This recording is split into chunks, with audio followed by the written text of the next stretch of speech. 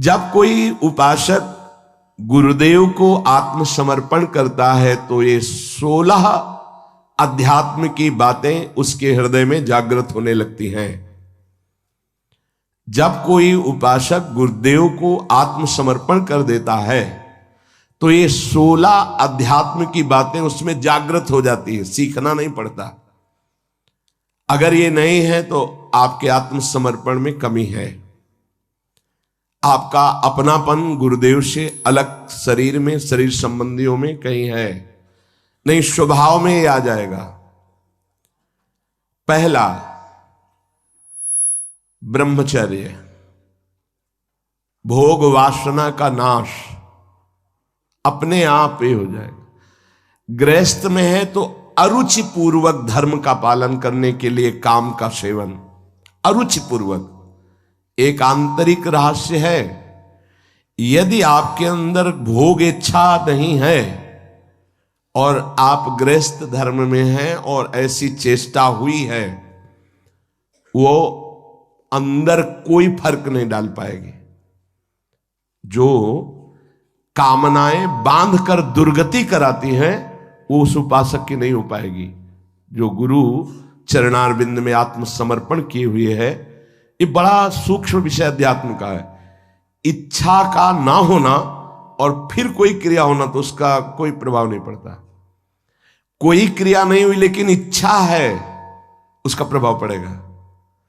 क्रिया है धर्म पूर्वक हो रही काम की, पर कोई प्रभाव हृदय में नहीं पड़ेगा। यह आंतरिक अध्यात्म का सूत्र है। इच्छा ही बंधन कारक है। जो गुरुदेव का परब्रह्म भाव से आत्मसमर्पण करते हुए चलता है सतमार्ग में, तो पहला लक्षण जागृत होता है कि उसकी भोग वासना पर अंकुश हो जाता है। वो ब्रह्मचर्य पर ध्यान देने लगता है। ब्रह्मचर्य ये समस्त साधनों की नींव है। जिसका ब्रह्मचर्य ठीक नहीं, उसकी दिनचर्या तो एक जैसी बराबर चल ही नहीं सकती। पक्का 2-4 दिन की बात नहीं कहते।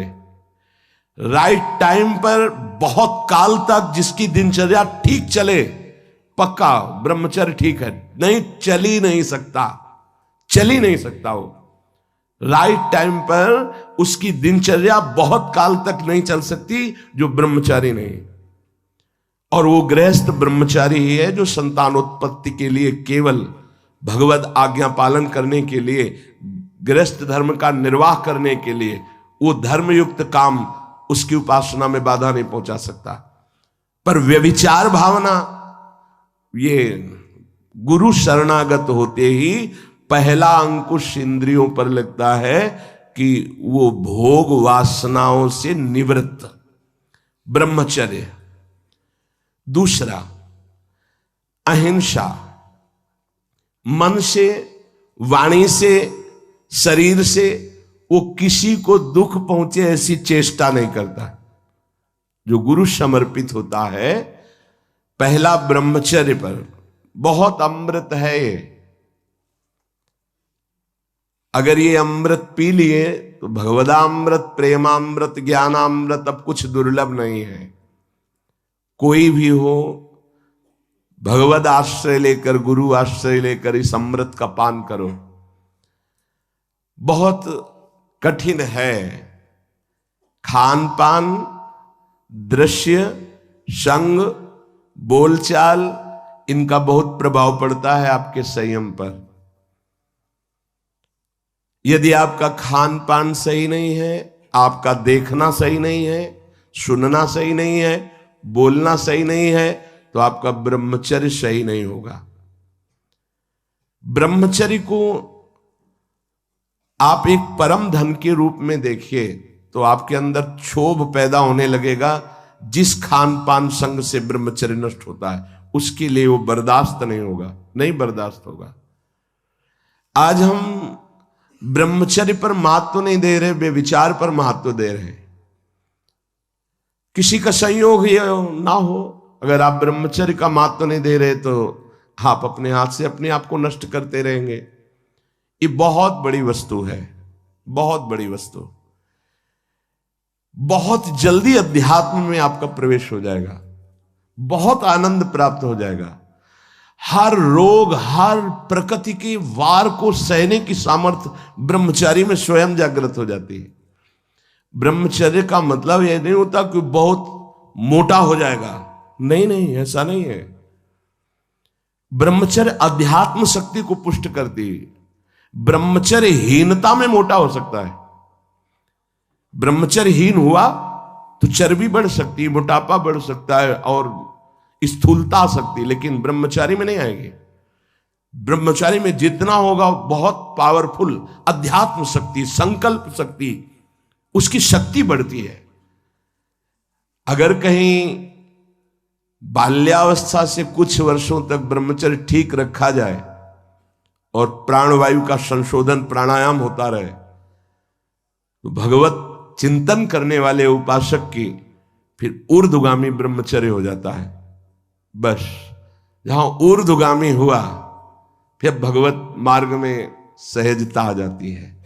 अब वो अधोगामी जो उसकी गति थी अब वो जल्दी नहीं होगी। ऐसे ऐसे उपासक है 10-10 वर्ष हो जाते हैं, कभी स्वप्न दोष नहीं होता। 10-10 वर्ष क्यों? क्योंकि उसका चिंतन नहीं होना चाहिए। मनोवाह नाड़ी जो शरीर के अंदर है, जैसे दूध में घी समाया हुआ है, वो कहीं एक स्थान पे नहीं है, ऐसे पूरे शरीर में समाया हुआ है। वो जैसे दूध को हम औटाकर गर्म करके दही बना के फिर उससे मक्खन निकालते, फिर घी निकलता है, ऐसे एक नाड़ी है मनोवाह, उसमें इतनी चिंतन से गर्मी पैदा होती कि तत्काल पूरे रक्त से वो उसको घसीट लेती है और मनोवाह नाड़ी फिर उसे बाहर कर देती है। चिंतन आपका ठीक हो, तभी कहा है इच्छा रहित तो कुछ नहीं बिगड़ने वाला। संत सदगुरुदेव का आश्रय लेने पर सबसे पहला कदम ब्रह्मचर्य पर होता है।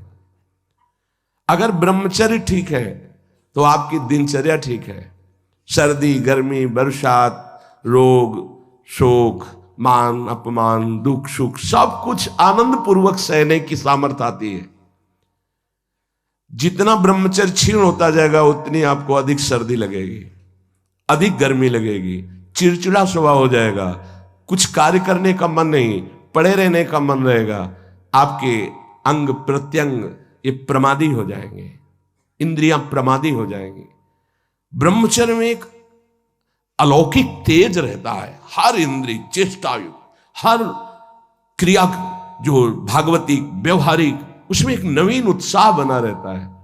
इसलिए परमार्थ के व्यवहार के जो भी कार्य करने हमें जो पावर चाहिए वो ब्रह्मचर्य से।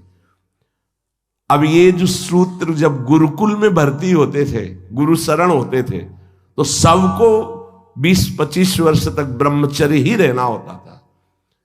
अब ये आज का जो आधुनिक पढ़ाई, इसमें ब्रह्मचर्य का कोई महत्व ही नहीं है।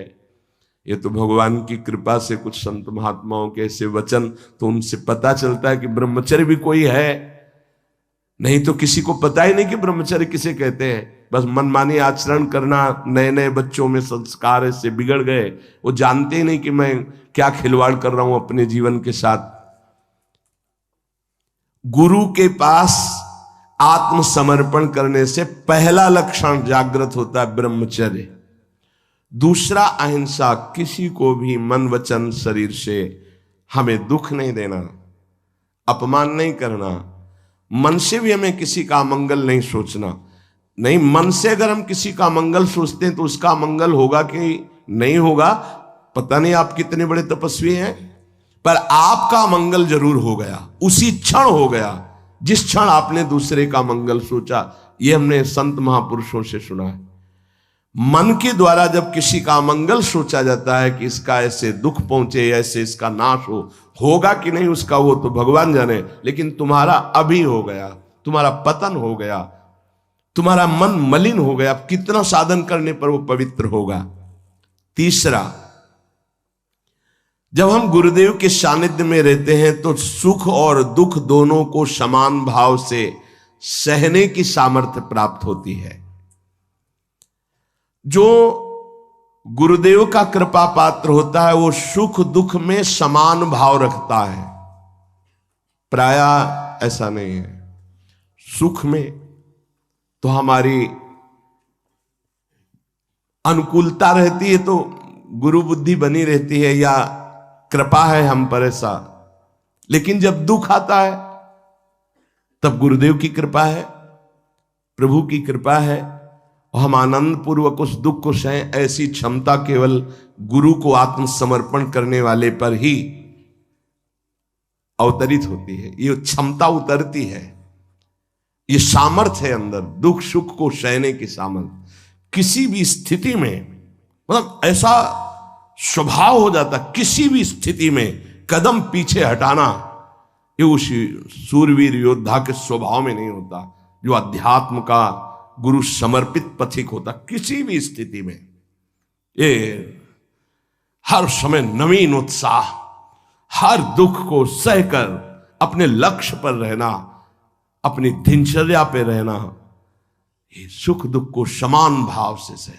सुख में तो सब जय जय बोल रहे हैं, जब दुख में जय बोले और सुख दुख समान स्थिति, जैसी दिनचर्या तुम्हारी सुखद वैसी दुख परिस्थिति में भी वैसी ही दिनचर्या, जैसा तुम्हारा भाव अनुकूल सुख में गुरुदेव के प्रति, वैसी दुख परिस्थिति में प्रतिकूलता में भी वैसा ही भाव ये गुरु कृपा से प्राप्त होता है।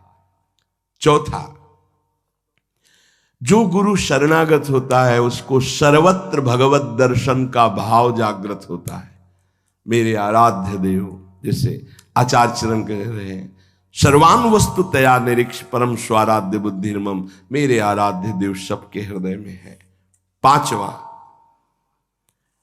अब इस संसार में मुझे कुछ प्राप्त करना नहीं, मुझे केवल भगवान की प्राप्ति करनी है। ये गुरु कृपा से आता है।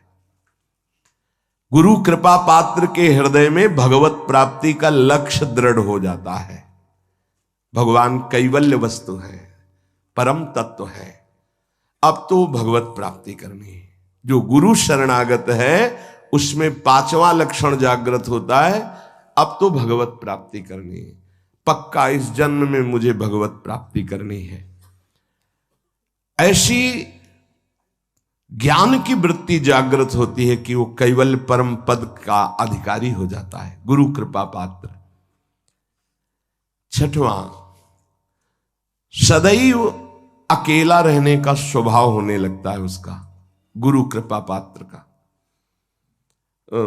कोई पास नहीं हो, अगर पास भी है तो कोई मित्रता नहीं, कोई शत्रुता नहीं, न किसी भी तरह का लगाव है, न किसी भी तरह का द्वेष भाव है, शून्य। एक भी मित्र नहीं होना चाहिए संसार में। शत्रु की तो बात क्या है, एक भी मित्र नहीं होना चाहिए। सब में भगवत भाव, भगवत भाव से सब में। अपना परिचय नहीं होना चाहिए, अपना कोई दोस्त नहीं होना चाहिए। दुश्मन की तो बात ही क्या है, अजात शत्रु, दुश्मन का तो सवाल ही नहीं उठता, पर दोस्त भी नहीं होना चाहिए। अकेला चलना सीखे, अपनी कुटिया में या जहां भी रह रहे हो। जैसे पीछे भी 5-5, 7-7 संत भगवान के बीच में आसन लगाने को मिलता, अब कोई कमरा थोड़ी अकेले मिला है कभी। तो कभी हम पास वाले संत को जानते नहीं कि कहाँ के हैं क्या है, और कभी कोई पूछने की चेष्टा की तो उनसे कहें कि आप अध्यात्म के विषय में पूछ सकते हैं, आप व्यवहार के विषय में नहीं पूछ सकते। तो तुम्हारा बात करने का स्वभाव नहीं है क्या? नहीं। हमें पूछा गया था एक आश्रम में कि आप बोल लेते हैं कुछ, मतलब बोलना आता है आपको कि नहीं? ऐसे रहे हैं तो उस वहां लगता था कि इनकी मतलब जबान है कि नहीं है। उन्होंने पूछा आप बोलना जानते हैं कि नहीं जानते? कई महीने के बाद कहा जी बोल लेते हैं, पर क्या बोले? किसी से कोई मित्रता नहीं। वृंदावन में इतने रहे, किसी से मित्रता नहीं, किसी से शत्रुता नहीं। जैसे वो जंगल में एकांत रहता है ऐसे समाज में एकांत रहता है। गुरु कृपा पात्र ये स्वभाव में लाइए असंगता। एकस चरण रहस्चित्त मनंतई से एक दृष्टि हो जाती है। लाखों चेहरों को देखने के बाद भी एक भी इस कैमरे में छवि नहीं आएगी एक भी। अगर एकांत में बैठने पर किसी की याद आ रही तो तुम्हारा साधन बाधित हो रहा है। कैमरा खुला क्यों रखा? जैसे कैमरा खुला है, ऑफ कर दो इसे तो लोगों की नजर में आएगा कि कैमरा लगा है लेकिन ऑफ है। ऐसे होता है कैमरा ऑफ। अंदर से एकमात्र अपने लक्ष्य में, और लाखों लोगों को देख लिया, एक भी छवि नहीं आई। चाहे वो जंगल में रहे या एकांत, वो असंग रहता है। गुरु कृपा पात्र, मृदु व्यवहार, किसी से मित्रता नहीं, किसी से शत्रुता नहीं। ये देख लो, अगर इसी जन्म में भगवदानंद का अनुभव करना है तो बहुत जरूरी ये सूत्र है जो पूज्य बाबा कह रहे हैं। 7वां, अपरिग्रह। उसका संचय करने का स्वभाव नहीं, संचय करने के स्वभाव से वो रहित हो जाता है। जब जो आवश्यकता होगी प्रभु दे देंगे, संचय क्या करना है।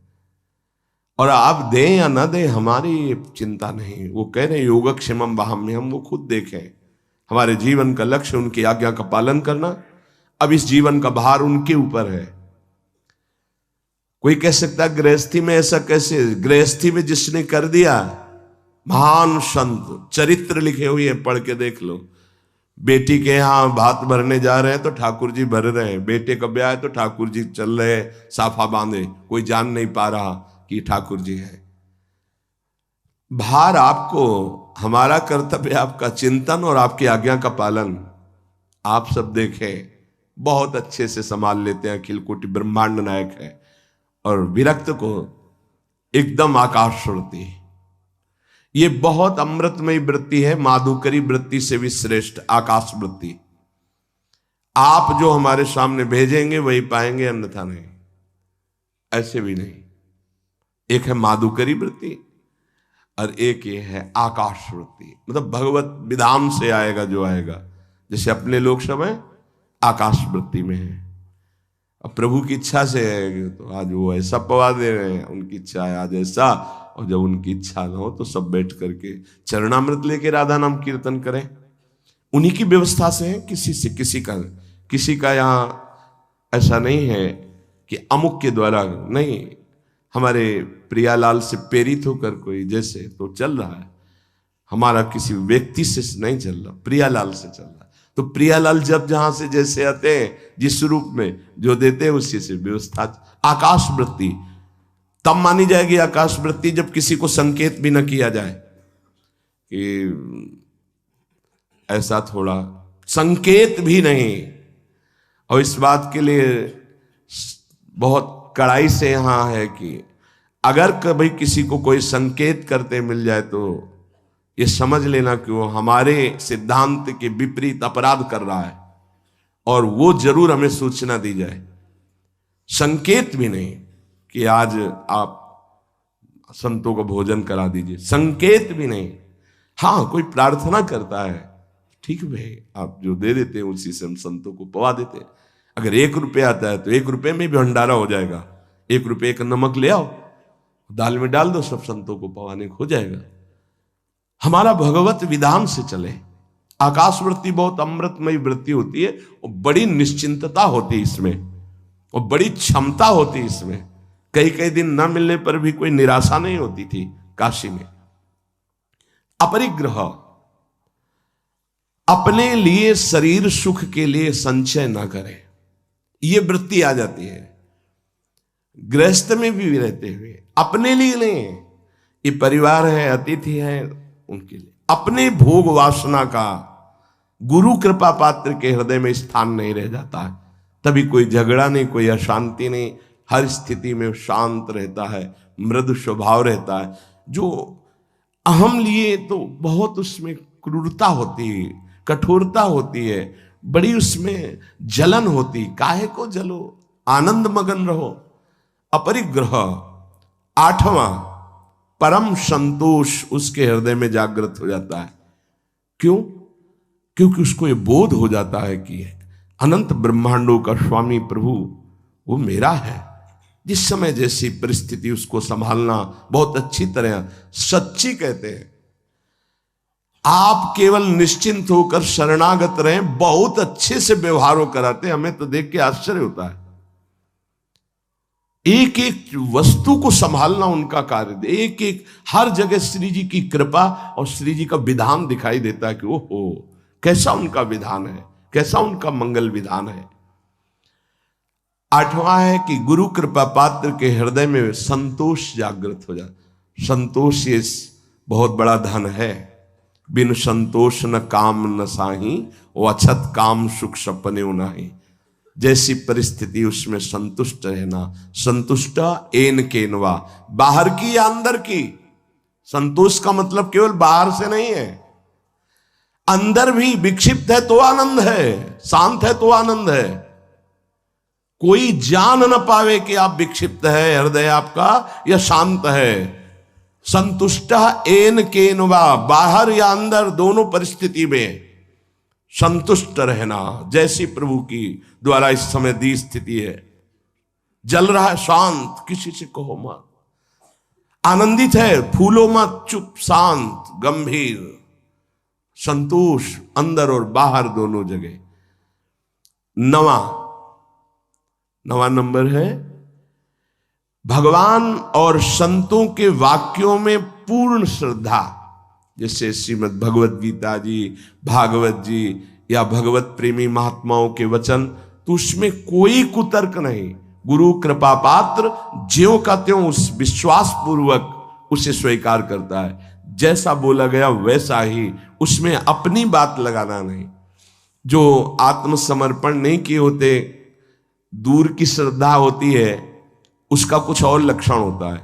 जितना बोला गया उतना वो पहले अपने अनुकूल निकालते हैं उसमें से, कि ऐसे भी तो हो सकता है, ऐसा थोड़ी होता है, ऐसा होता, और फिर अनुकूल बात वो स्वीकार करते हैं। गुरुदेव या शास्त्र कभी मन के अनुकूल नहीं होते, मन को उनके अनुकूल बनाना पड़ेगा। मन तो बहुत विचित्र है। हम लोग शास्त्र और गुरु के वाक्यों को अपने अनुकूल मन के बनाते हैं।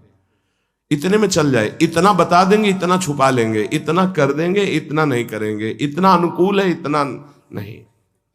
लेकिन जो आत्मसमर्पण किए होता है, वो भगवान और संतों के वाक्यों में ज्यों का त्यों विश्वास उसको होता है।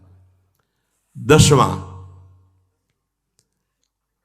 वो नींद पर विजय प्राप्त कर लेता है।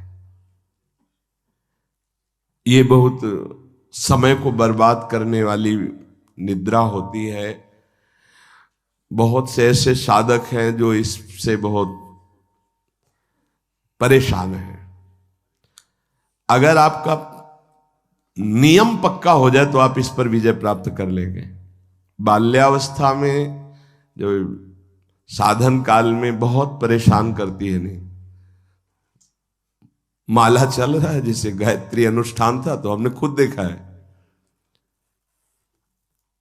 अब वो कब छूट गया माला, अब जप रहे माला, बड़ा गुस्सा आता है, बार बार विघ्न पैदा कर। ये जो निद्रा है, ये बहुत बड़ी शत्रु है साधक के लिए। गुरु शरणागत का नींद पर विजय प्राप्त हो जाती है, ऐसा है। हम अपने सदगुरुदेव भगवान की दिनचर्या देखी, वहीं रह करके, वहीं रहे ना, काफी समय तक गुरुदेव भगवान के पास ही रहे। 1 बजे रात्रि तक पूज्य महाराज जी भजन करते थे। रात्रि में दर्शन के आके थोड़ा जो कुछ श्री जी को शयन भोग लगाया, शयन कराया, और जो पाया 2 रोटी राजभोग में दिन में। आज भी महाराज जी अपने ही कर कमल से 2, आजीवन का पूरा नियम है, 2 बनती, भोग लगती। रात्रि में 1 बजे तक, 1 बजे के बाद लेट गए, 4, 4:15 उठ गए। ये हमने बराबर की दिनचर्या देखी, बराबर की दिनचर्या। अपनी दिनचर्या को इतना सीमित नींद में लाओ कि कम समय नींद में जाए। जो बहुत गृहस्थी की मेहनत करते हैं तो उनको 6 घंटा सोना ठीक है, लेकिन साधकों को 6 घंटा सोना ठीक नहीं है। आप लोग देखो कितना सोते हैं। कितने ऐसे साधक हैं जिनको हम मन से प्रणाम करते हैं। देखो बन के तैयार हो गया है, पूरी रात साधक, नौजवान साधक है। जब सब सोते हैं तब वो लगे, कोई कीर्तन कर रहा है, अखंड कीर्तन चलता है। जगो, कब तक सोते रहोगे? ये नींद का शत्रुवत व्यवहार है आपके जीवन को नष्ट करने का। बहुत ही इस पर बहुत लड़ा गया है नींद पर। हाँ, सच्ची कहते हैं, ये दरिद्रता है, ये बहुत बड़ी जीवन की हानि है। आपका शरीर अस्वस्थ रहेगा, आपके सब अंग जो क्रियाशील होने चाहिए, आप सुषुप्ति में आप उन जीवन को, जीवनी शक्ति को नष्ट कर रहे। थोड़ा सा युक्ताहार विहार से थोड़ा सा नींद ले लो, जरूरी है। 3 घंटे ले लो, 4 घंटे ले लो। ये पड़े रहना बहुत दरिद्रता है। ये नींद जो है ये हमें भगवत प्राप्ति में बड़ी बाधा पहुंचाती है, तमोगुण का लक्षण है, इसमें उठना चाहिए। 11वां है, जो गुरु कृपा पात्र है उसके हृदय में 3 दंड प्रकाशित हो जाते हैं। 3 दंड, मनोदंड, वागदंड और कर्मदंड, ये प्रकाशित हो जाते हैं। मनोदंड, उसकी ताकत नहीं मन की कि कुछ विपरीत सोचवा सके। वागदंड, वाणी की ताकत नहीं कि कुछ बुलवा सके गलत। और कर्मदंड, शरीर की ताकत नहीं कि कुछ गलत करवा सके। ये 3 दंड उसके अंदर प्रकट हो जाते हैं। और आप प्राय देखते हैं काशी के संन्यास मार्ग में जो दंड दिया जाता है उन्हें त्रिदंडी स्वामी कहा जाता है। एकादश स्कंद में भागवत में लिखा है यही। मन का निसंकल्प होना दंड, वाणी का मौन होना दंड, और कर्म का न्यास कर देना, त्याग कर देना। अगर ये 3 दंड है तो त्रिदंड लेना सार्थक हुआ। तो यहां कह रहे गुरु कृपा पात्र के अंदर 3 दंड जागृत हो जाते हैं। मनोदंड, मन की ताकत नहीं कि आज्ञा के विपरीत चल सके। वागदंड, वाणी की ताकत नहीं कि फजूल की वार्ता, बेकार की वार्ता, गलत अश्लील भाषण या ऐसा प्रपंच वार्ता, ग्राम्य कथा, निंदा स्तुति, ये सब नहीं। वागदंड। कर्मदंड, शास्त्र विरुद्ध आचरण उससे हो ही नहीं सकते, भूल न दे कुमारक पाऊं। 12वां, गुरु कृपा पात्र के ध्यान में आराध्य देव झलकते हैं, झलकने लगते हैं। ये गुरु कृपा से ही होता है। आराध्य देव उसके ध्यान में, जैसे हम आंख खुले हुए तो ऐसे आंख खुली हो तो आपके भाव में वो विराजमान है। वहां ये ध्यान नहीं करना कि आंख मूंद कर कैसे चरणारविंद, ऐसे खुली आंख में सांवले चरणारविंद, गोरे चरणारविंद, उनका पीतांबर नीलांबर पूरा गुरु कृपा से हो हर समय भाव देह में। अगर अंदर से देहाभिमान, देह धर्म, तो फिर ये नहीं आएगा। और जब अंदर से अपने भाव में, तो भावोत्सवेन भजताम रस काम धेनुम, चाहे आंख खुली हो, चाहे बंद हो, चाहे बहिर्मुख हो, चाहे अंतर्मुख हो, उसमें कोई फर्क नहीं पड़ता। गुरु कृपा पात्र में प्रभु का, आराध्य देव का, उनका ध्यान बसर वही रूप छके घूमत रहे, तन को तनिक न भान। हर समय रूप विराजमान हो जाता है गुरु कृपा पात्र में। 13वां, प्रभु की चर्चा सुनने में, प्रभु का नाम कीर्तन सुनने में उसकी आसक्ति हो जाती है। भगवत चर्चा सुनने में, भगवान भागते हुए हमने देखा बूढ़े बूढ़े जनों को। ये वृंदावन धाम है, भागते हुए कि हम 1 मिनट अगर लेट हो गए, एक शब्द भी छूट गया तो हमारा आज का दिन हम अमंगल मानेंगे कि एक शब्द छूट गया। सत्संग में क्या सुना वो पकड़ नहीं होती। पकड़ो, सत्संग को पकड़ो। जो गुरु कृपा पात्र होता है उसकी श्रवणेन्द्री आसक्ति पूर्वक चर्चा सुनती है, सत्संग की, भगवत चर्चा, नाम कीर्तन। और 14, स्त्री, पुत्र, घर, संपत्ति, इन सब से उसका राग खत्म हो जाता है गुरु कृपा पात्र का। नरसिंह मेहता जी का जब पुत्र पधारा तो करताल लेकर नाच रहे हैं, श्रीवास जी के घर में जब पुत्र पधारा तब कीर्तन में उन्मत्त हो रहे, क्योंकि मेरा नहीं प्रभु कहा था, इतने दिनों के लिए आया था, अब वो चला गया। उसका राग नहीं रहता। गुरु कृपा पात्र का स्त्री पुत्र ग्रह एवं संपत्ति पे राग नहीं रहता। तो जो विरक्त है उनका राग न शरीर में होना चाहिए और न किसी वस्तु स्थान पे होना चाहिए। सच्ची माने कहीं किंचन मात्र अपनापन नहीं होना चाहिए। बस श्री जी का इधर, श्री जी का इधर, कहीं भी अपनापन नहीं होना चाहिए। जहां अपनापन होगा वहीं आ जाओगे। अपनापन केवल लाडली लाल से हो और जैसे वो रखे उनका विधान। अपनापन अंदर वाला कहीं नहीं होना चाहिए। ये गुरु कृपा पात्र में ये अपनापन सुरक्षित आराध्य देव में लगता है। इसीलिए स्त्री पुत्र गृह संपत्ति मकान इनमें उनकी आसक्ति नहीं होती जो गुरु कृपा पात्र जन होते हैं। 15वां, भक्तों से कैसे प्रेम किया जाता है, ये भाव आ जाता है। भक्तों से कैसे प्रेम किया जाता है, भगवान से भी बढ़कर जिनके अंदर भक्तों के प्रति भाव आ गया, धन्याति धन्य हो गए। भगवान स्वयं कह रहे मोते अधिक संत कर ले। ओहो, आज तो मेरे भगवान के पार्षद प्रेमी जनों के दर्शन, अहो वास्तविक आनंद की प्राप्ति होती है। जब भगवत अनुरागी संतों का सानिध्य मिलता है तो दिन भर एक फूलन होती है। जिस दिन एकांतिक में कोई संत नहीं आता उस दिन हमारा मन निराश हो जाता है। प्रगट में कि आज अधूरा एकांतिक रहा, संत भगवान नहीं पधारे। और जिस दिन संत भगवान के वैसे कृपा होती है, चाहे एक दो संत भगवान आए पर दर्शन हो जाते हैं, पर बाई चांस कभी अगर दर्शन ना हुए तो हृदय जलता है कि हमारा ठीक है देश सत्संग सब, लेकिन संत दर्शन, संत भगवान कृपा करके पधारे, ये जीवन की हमारी उपलब्धि है। जो प्रभु मोहि अनुग्रह कीन्हा तो तुम आई दरस हठ दीना। अपनी तरफ से आकर जब दर्शन देते हैं तो मन नाच पड़ता है, मेरे प्रभु मेरी लाडली लाल की कृपा ना होती तो संत दर्शन कैसे देते आकर। भक्तजनों से प्रेम, भक्तजनों का आदर, भक्तजनों के प्रति भाव, ये गुरु कृपा से आता है। गुरु सोई जो साधु सेवावे और साधु सोई जो विषय छुड़ावे, हरिराम व्यास जी ने कहा। और 16वां, चराचर जगत के प्रति सेवक भाव अपना प्रकट हो जाना। जैसे गोस्वामी जी, सीय राम मैं सब जग जानी, करो प्रणाम जोरी जुग पानी।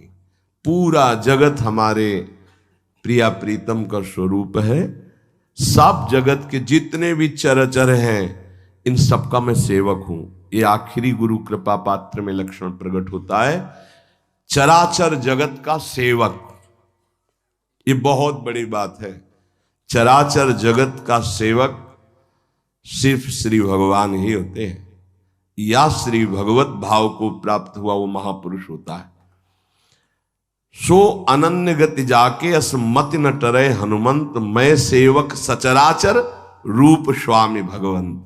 ये बहुत अंतिम विश्राम स्थिति, चराचर जगत मेरे आराध्य का रूप है और मैं सबका सेवक हूं। ये गुरु कृपा पात्र में आता है। नहीं तो सबका स्वामी बनने में सुख मन को है, सेवक बनने में नहीं है। वो वास्तविक परमानंद की बाढ़ सेवक बनने में ही आएगी। पर सेवक वही है जो सुख की चाह छोड़ दे। सेवक सुख चाह मान भिखारी, व्यसनी धन शुभ गति व्यभिचारी। सेवक तो स्वामी को सुख पहुंचाने में ही आनंदित रहता है, उसको सुख वांछा होती नहीं, वही सेवक है।